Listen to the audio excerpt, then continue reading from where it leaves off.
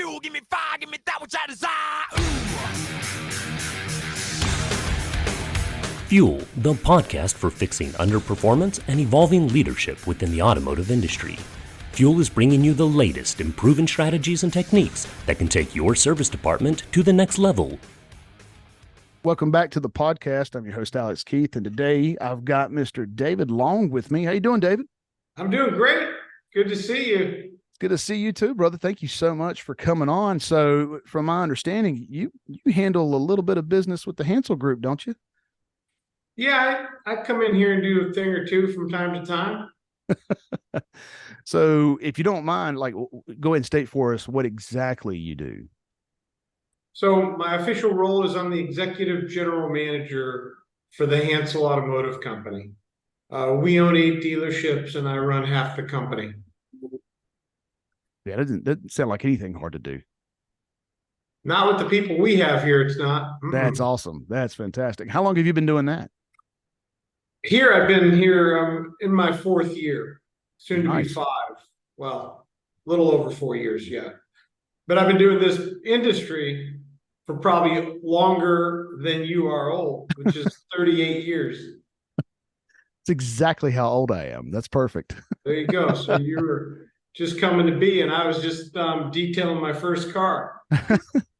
Well, and that's perfect, because one of the things I love to do on the show now is give you a platform to kind of tell us how you got started in the business, like what drew you to automotive.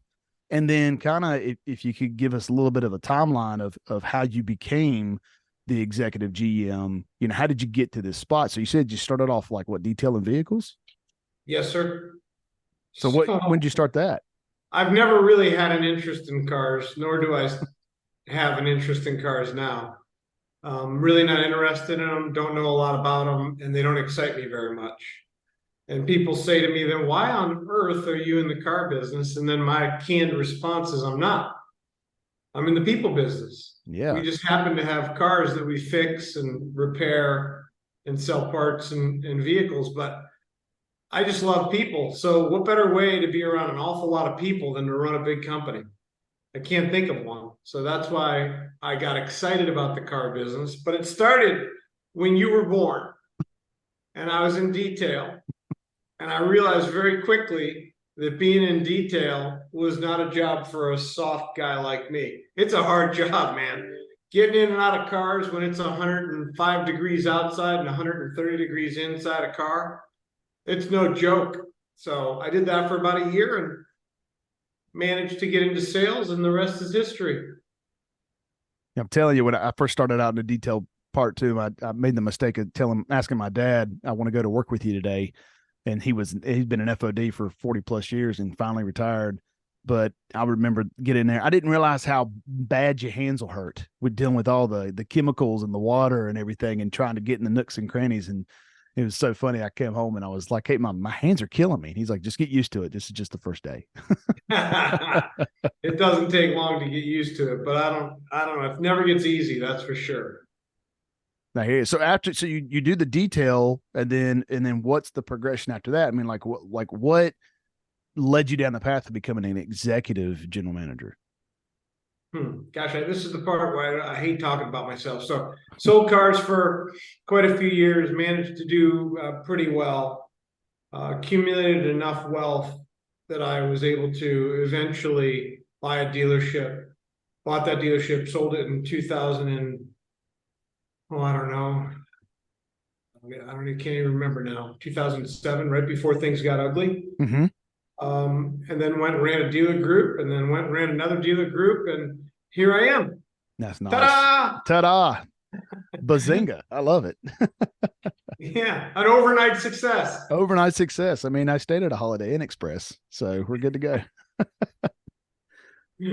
Well, see, I like how you kind of had set this up. You said you got into this for the people business, right?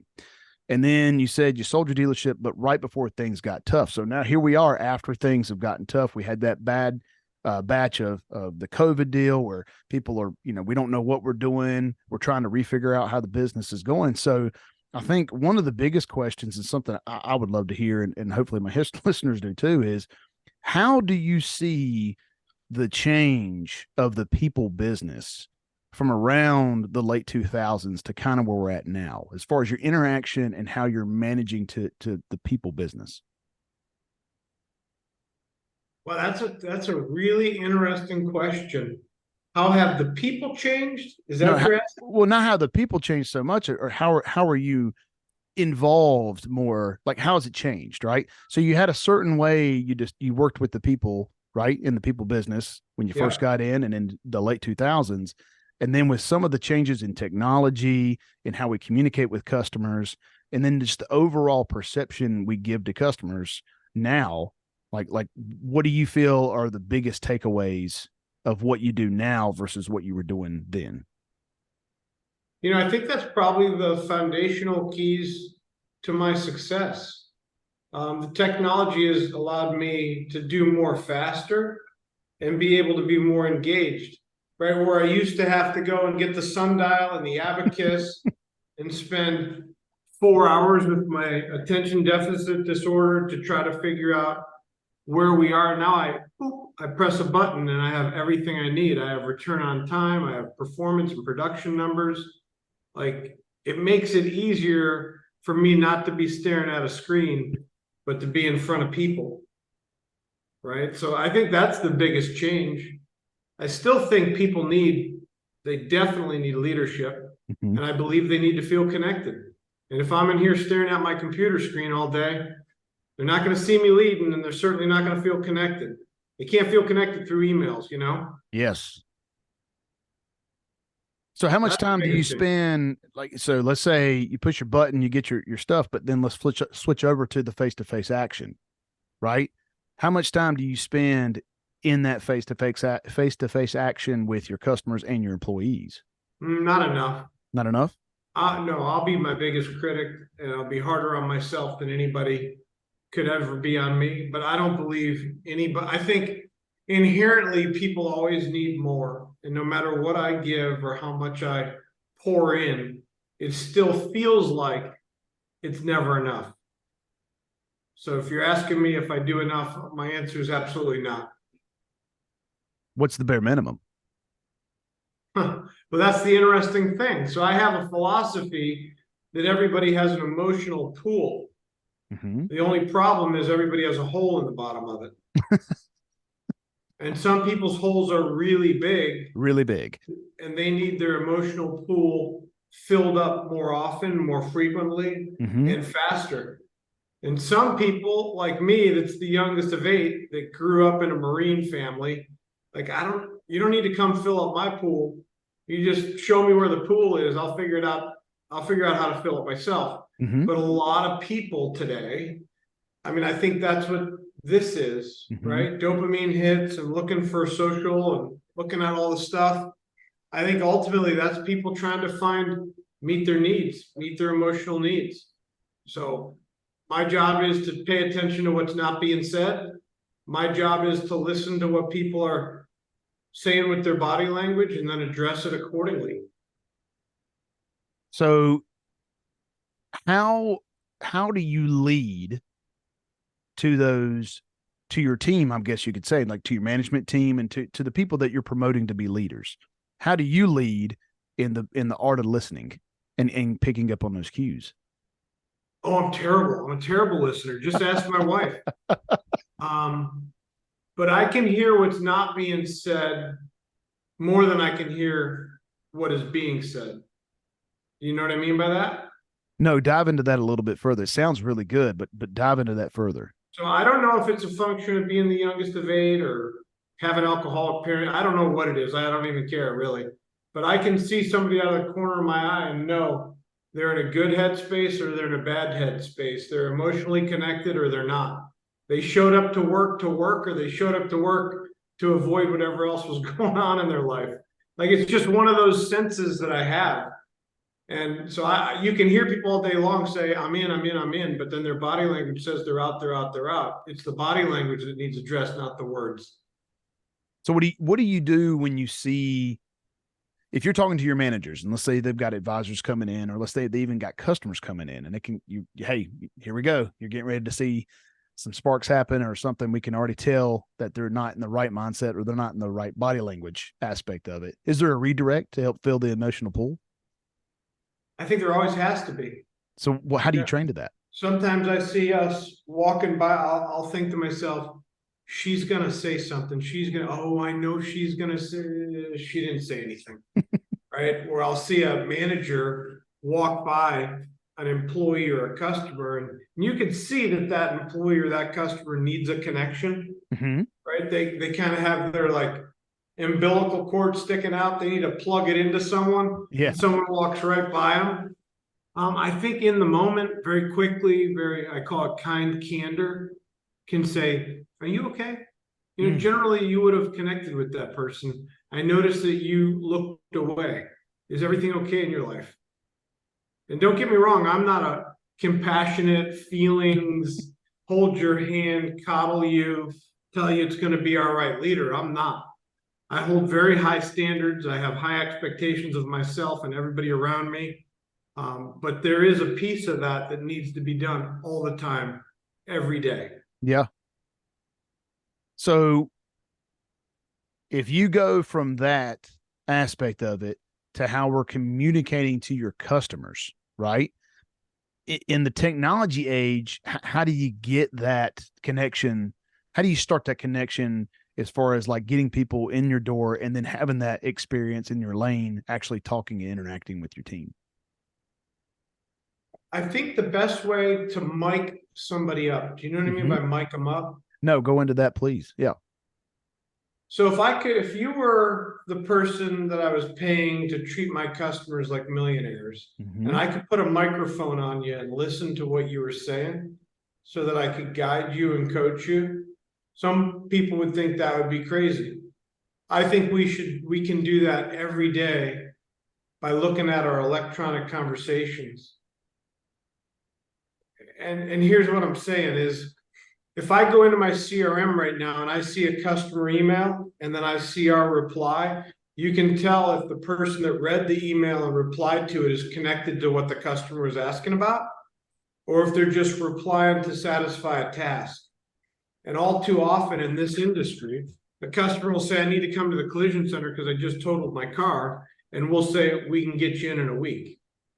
Not, is everybody okay? Ah, I see what you're saying. Do you need alternate transportation? Gosh, I hope nobody was hurt. You know, did you need a different car seat because was there a car seat in the car? Whatever it is, I see we're all too busy to slow down to make that connection. So when I say being mic'd up, I purposely every Wednesday morning have somebody drag me through like broken glass, all the electronic communication for the week. I can't get through all of it because I got multiple rooftops. Yeah. My performance manager for VIN Solutions will take me through and say, here's a job well done. Here's a job that you might want to pay attention to. Here's somebody that you need to coach.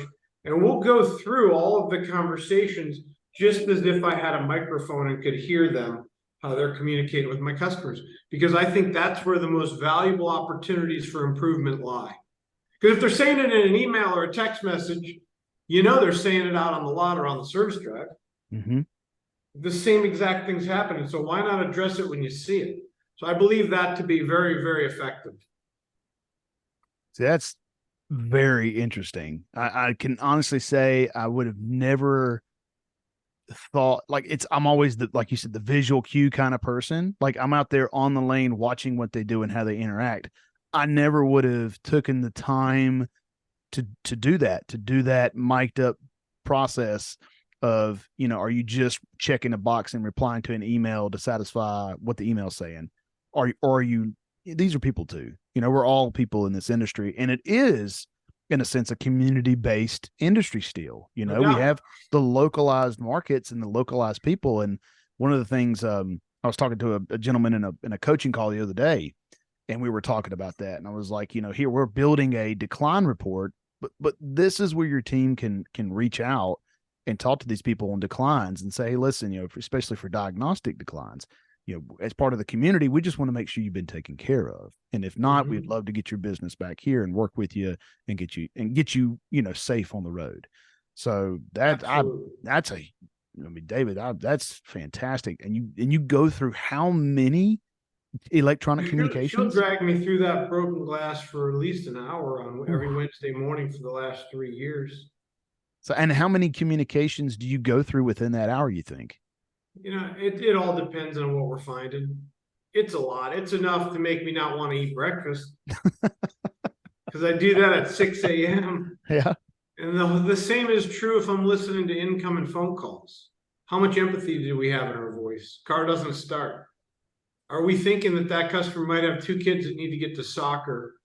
Are we thinking that that customer might need to get to work and they're on their last PIP, performance improvement plan, and this could cost them their actual job? Like, do we have that amount of social awareness and empathy when we're talking to people? It's not just about them bringing in their car. It's about how that disrupts their life. And do we have any level of empathy in the way we address it? I think that makes all the difference in the world. Oh, absolutely. You're hitting the nail right on the head. I love when I call dealerships and they actually act offended when I ask them what their name is. And what's your name? Call in, Yeah, and you ask the dealership what their name is. yeah. I'll call into a store to communicate with you. If I'm calling your store and I'll say, whatever store, ABC Motors, how may I assist you? I'm like, hey, how you doing today? And then they stop and it throws them off kilter, and they're like, I'm fine. How are you? I'm like, I'm great. I was like, my name's Alex. I said, Alex Keith. I'm looking to get in touch with David today. What's your name? And it's, oh, my name's such and such or whatever. And be honest with you, it in some cases it throws them off. But then at the end of the conversation, that one little, like you said, taking a moment to be humans, you can hear it brighten up their day. They laugh a little bit, or, oh, you have a great day, and that kind of stuff. And sometimes, especially when I was dealing with hot case customers in the lane, it just take a minute. How you doing today? Is anything else going on that we can talk about? I'm here to talk about my vehicle. That's great. That's great. But, and then just kind of make that connection. But this is, How much does that cost you, Alex? It costs you nothing, right? it cost me absolutely nothing.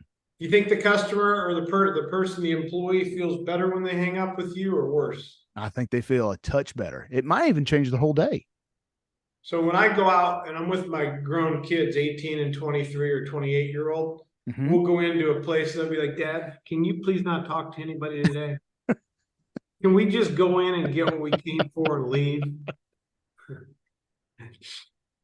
I don't know. I'll try. But then, of course, I have to talk to the cashier, or I think my responsibility on planet Earth is to leave everybody and everything better than I find it. That's a good one. Doesn't make them feel better all the time, because sometimes leaving somebody better than I found them means I had to have a hard conversation. Right? Sometimes people think it's rainbows and butterflies. I'm going to make people feel good. I'm not an ice cream salesperson. I'm leading a large company with hundreds of employees. Those hard conversations leave them better, but not always feeling good.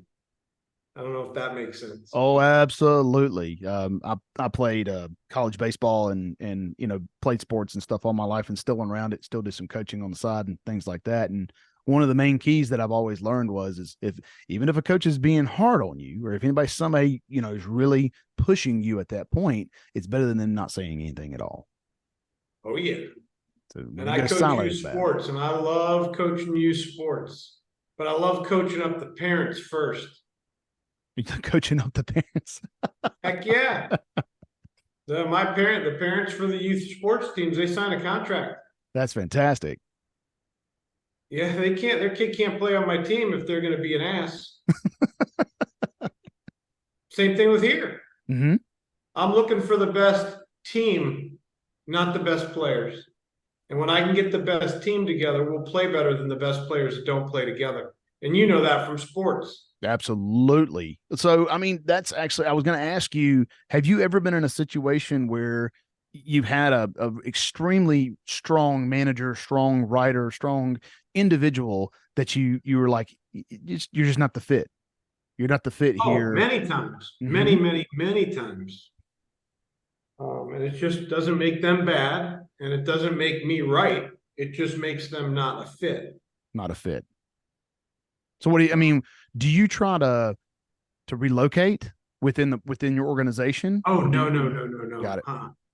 No, if it's somebody that's not a team player and has too many personal pronouns and the whole world revolves around them, Mm-hmm.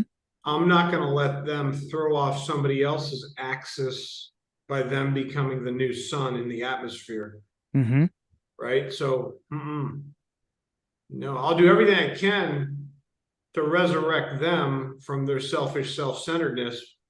But if that doesn't work, then they just need to be invited to release their talent onto the competition. So based in how you're communicating with your team, like the tough love in some cases, what kind of growth do you have with personnel? Do you have like internal growth, or are you finding people to come in? My preference is always to bring people up from inside, Mm-hmm. which we have done many, many times. And when I look out here now, the fellow that I'm looking at right now, he's been here for 22 years. Wow. The gal to my left, my assistant, she's been here for 8 years. A lot of the people around in any one roof, I've got 40, 45-year employees here. So, and they've grown, from lot porters to sales managers and from finance managers to GSMs. We move in that direction, Mm-hmm. but we're gonna field the best team that plays the best together because we need to win. Yeah.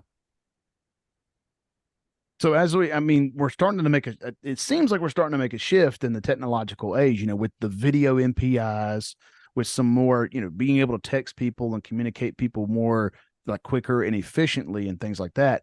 Are you making any adjustments or changes to any of the processes you do to start taking advantage of some more technical, um, technologies that are out there with the videos and things like that? Or is it pretty much just implementing with what you're already doing with new technology?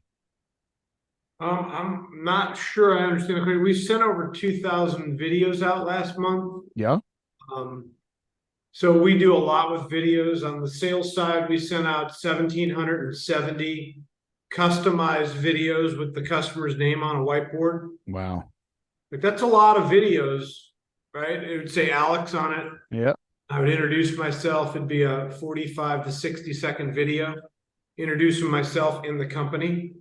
So, we do that better than anybody. And that's a hill that I was willing to die on. Like, Mm-hmm. if you're not willing to do video, unfortunately, there's not a job here for you. Not everybody likes that, especially in the market I'm in. Well, did you have to build a new process when you started to do the videos as to the magnitude you're doing them, or did you? For sure. Okay. For sure. So what did you change? Like what did you have to add or adjust to your process you already had to encompass what you're going to be doing with these videos? To incorporate video 100% of the time for 100% of the customers? Exactly. Yes. It took 3 to 6 months of narrative control. Here's what we're doing. Here's why we're doing it. Here are the KPIs. Here's what happens with video. Here's what happens without video. Do you see the value? And there was a sale needed made, right? I needed to sell my managers. And then when they bought it, we together needed to sell our team. And then when they bought it, we needed to execute. But it took 3 to 6 months to get everybody saying, I can get on train. I can do that. So it wasn't rushed at all, right? No, no, nobody was force fed. Now there were some people that were hanger-ons and they were slow to adapt. But it's funny when people start doing it and they're being coached up on how to do it and there's no pressure about how well they did it. People get around to doing it. Mm-hmm. And it just becomes another thing, right? Mm-hmm. Just but becomes part of that process. It's not just another thing to do another thing. Like we don't need to do any more things. It needs to produce like the WIFM. You know what that stands for? No, go through that. What's in it for me? Mm-hmm. WIFM. There needs to be something in it for them other than you better do it or you can't keep your job. It can't be that. So it's got to be, here's the result of doing video. Here's the outcome from the activity. Because I don't want anybody to do something that just is something else to do. So you started off with defining, like you said, you went over the metrics, but you said, I'm guessing you're clearly defining why we're getting ready to do these videos. No doubt. Yeah. Here's why. Here's how. let's talk about it. Let's do it internally. Let's get comfortable. Let's get uncomfortable, but let's be comfortable being uncomfortable. Oh, And I let's like just that. do the best we can. Oh, I really like that. Let's get comfortable with being uncomfortable. Yeah. So how much kickback did you have? I mean, what were the hardest cases as far as implementing that? I did have a few really hard cases from some really high performers that have been here a long time. Mm-hmm. So there were a couple, listen, this is the way we're going. I sure do want you to come along. What are you saying? This is the way we're going. I sure do want you to come along. But if you don't come on board, if you don't get on board, you can't come along. And I actually had somebody that reached out to the owner, and the owner lets me run the business the way, in direct alignment to our core principles and our values. Mm-hmm. So we get along. This is the best company I've ever worked for in my entire life, and I'm old. This guy said I'm not going to do it. So I had to invite him to leave. Yeah, I don't want to leave. Well, you can't stay. Well, I'm going to call the owner. Well, let me know how that works out, right? So he called the owner, and the owner said, what does Dave want us to do? And he said, Dave wants us all to do videos. And he said, well, we're going to all do videos then. Tell me how to do it, right? That's how the company is. I just think it's what's good for one is good for all. I see it all over the country because I have a training consulting business, and I've opened 71 buy centers, soon to be 72 next week. Oh, wow.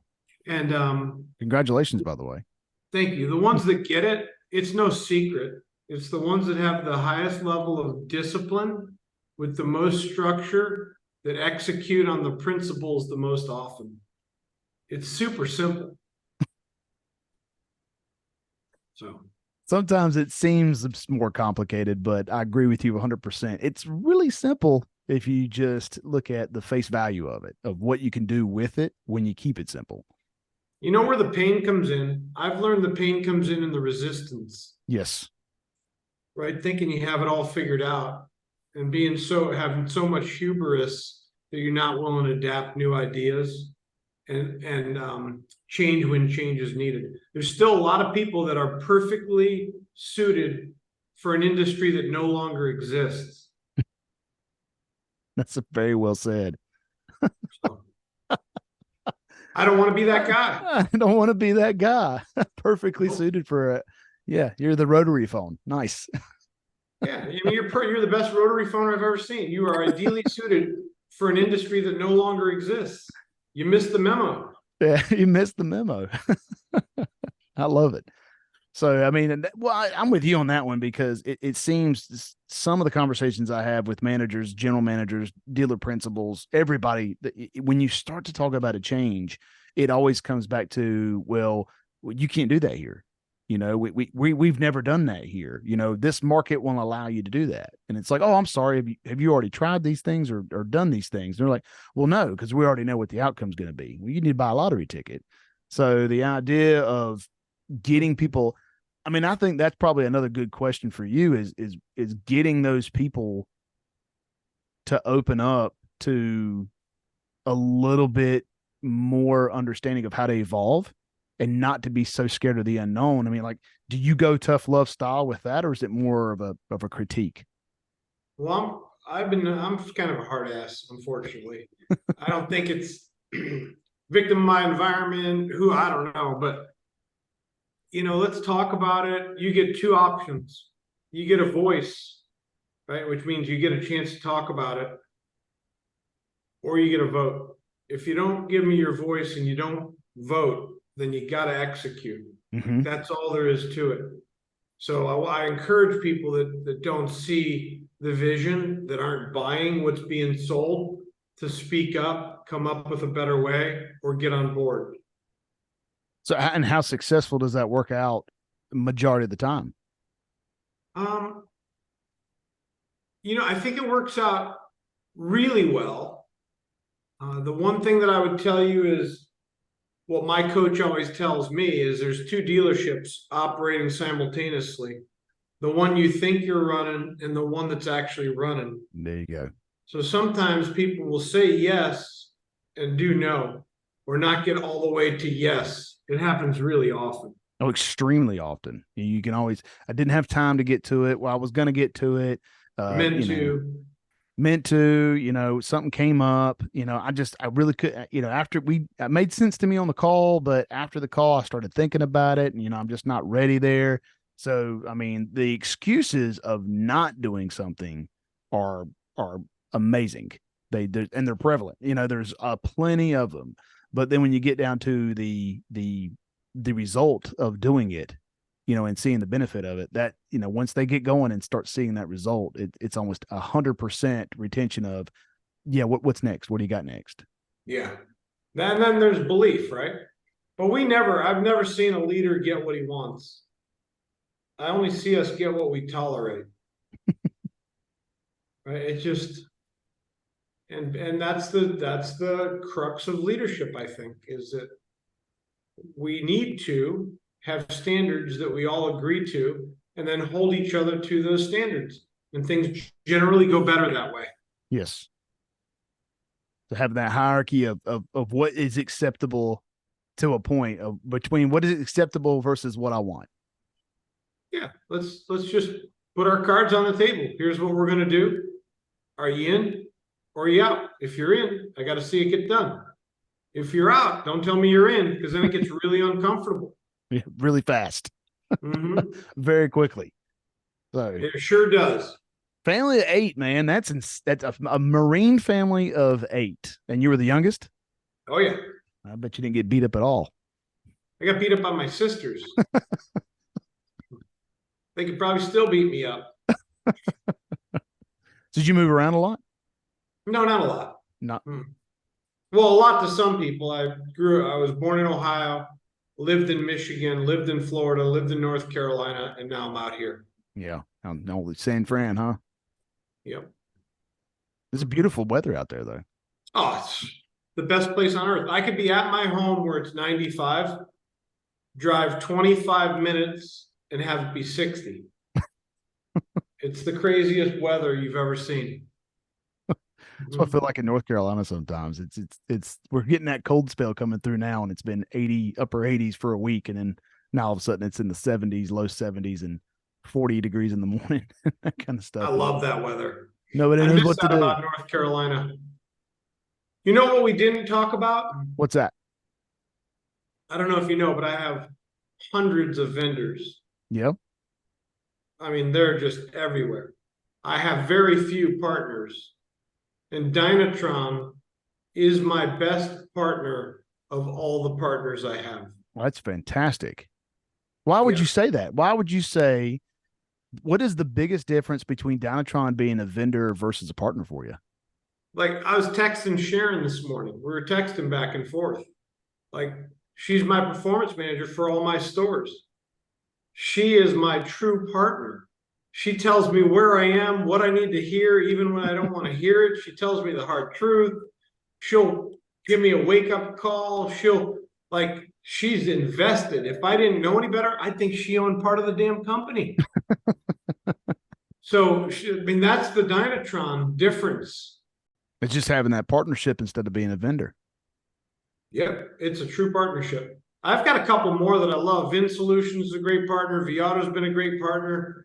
Dynatron, by all means, is really ridiculously amazing.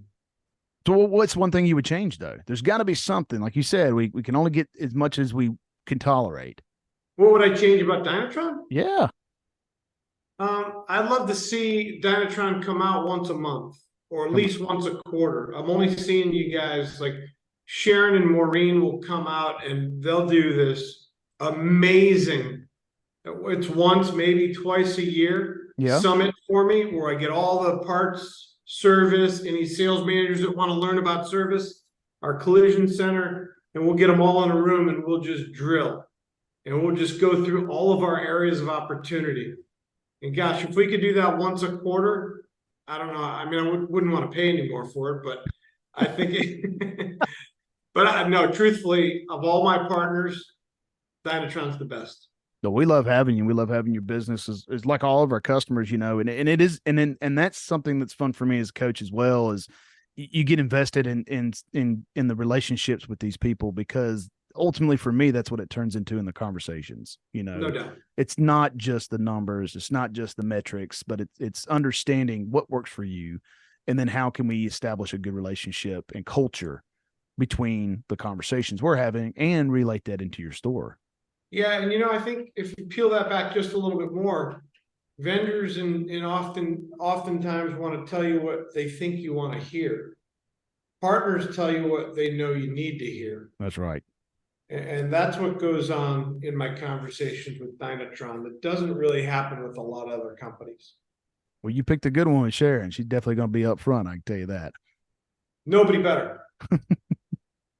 No doubt. That's fantastic. Well, David, man, I really want to appreciate you for coming on today. This is going to probably wrap up another episode here. Any last thoughts as we start to wrap up this episode for anybody out there, for people who are struggling with, talking to their people or the culture that they're establishing or things of that nature? No, I think about what I hear my buddy Brian Benstock say. It just rings in my ears because as quickly as things are changing, like you've seen things change a lot in the last 5 years, right? Oh, yeah. I think things in the next 5 years are going to change 10 times faster. Wow.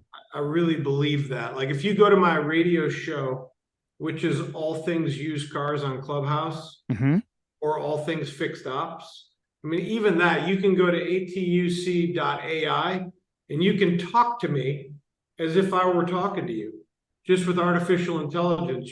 Oh, wow. All the 138 episodes that were done for All Things Used Cars, you can go into atuc.ai and get anything that you want to know, and even some cases in my voice. That's crazy. And like AI does all this? Yeah. So the stuff that's changing out there in these next 5 years is going to be ridiculous. So I think what I'd say to what I hear my buddy Brian saying, he said, now more than ever, we need to learn, unlearn, and then relearn everything that we need to know. So you learn it, and then it changes quickly. So you need to unlearn it, and then you need to relearn a new approach. And I think the dealers, the fixed ops directors, the service managers, the ones that are able to do that. By the way, did you know what they invented in Hickory? What's that? They're the reason why they cut the ends of the ham off. Did you know that? I did not know that. Yeah, and after 3 generations, somebody finally asked, why, Mom, are we cutting the end of the ham off? And Mom really didn't have an answer. She just thought that was the best way to cook a ham. So then she asked her aunt that asked her grandma that looked, and they cut the ham off because the oven in 1918 was so small you couldn't get a whole ham in it. Did not so know for the this. last 120 years in Hickory, they've been cutting off the ends of the hams because they never stopped to realize why they were doing it. That's a joke, by the way. It wasn't Hickory.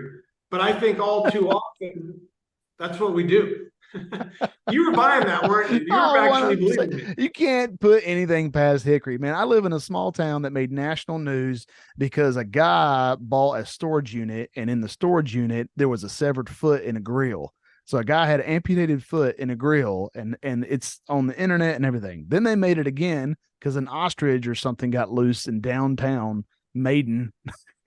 And so you wouldn't put it past it. Well, and that's where I read that the toothbrush was invented. The toothbrush where? In Hickory? In Hickory. Yeah. Why is that? Well, because it would have been invented anywhere else, it would have been called the teeth brush. Sorry. I can't help myself.